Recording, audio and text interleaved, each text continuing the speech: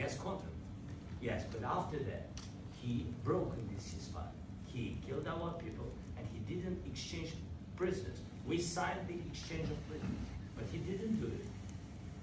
What kind of diplomacy, JD, you are speaking about? What do you mean?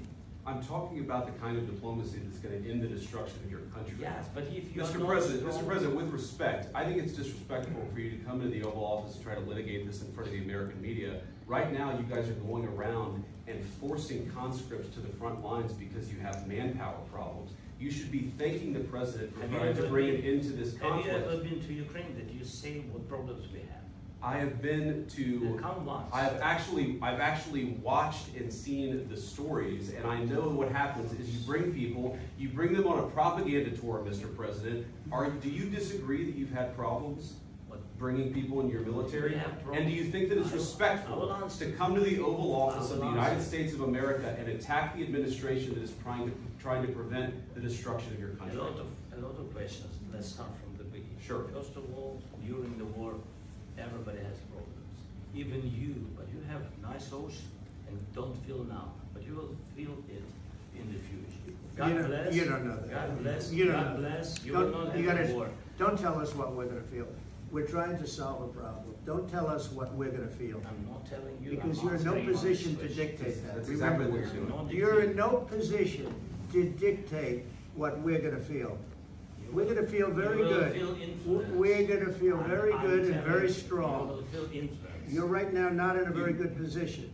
You've allowed yourself to be in a very bad position, and he happens to be right about it. From the very beginning of the war. You're not in a good position. You don't have the cards right now. With us, you start having cards. But right now, you don't. Yeah, you're playing cards. You're playing cards. You're gambling with the lives of millions of people. You're gambling with World War III. You're gambling with World War III.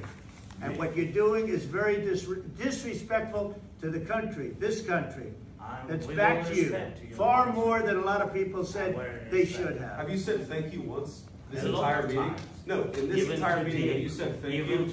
You went to Pennsylvania and campaigned for the opposition in October. Offer some words of appreciation for the United States of America and the president who's trying to save your country.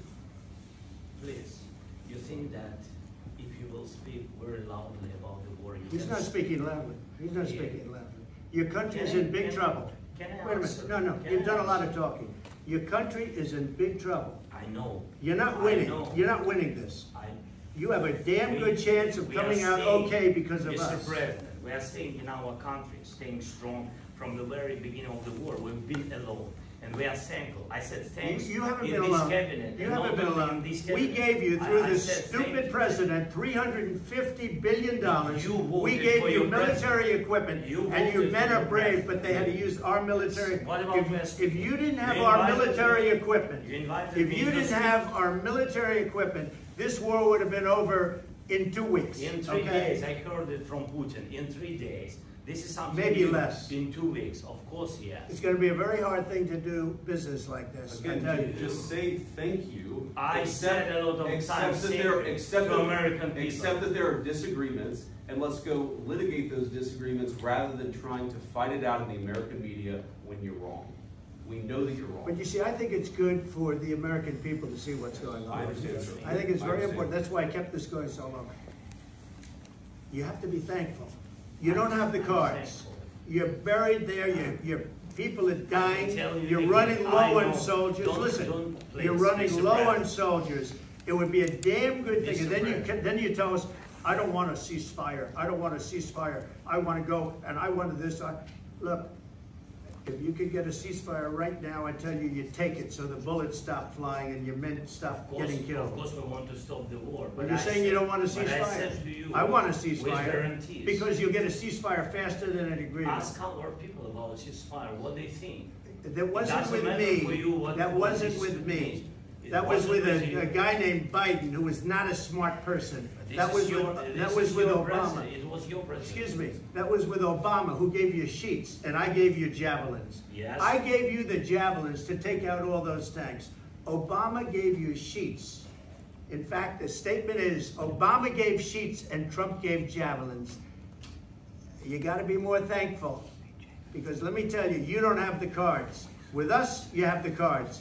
But without us, you don't have any cards. One more question to Mr. Vice President.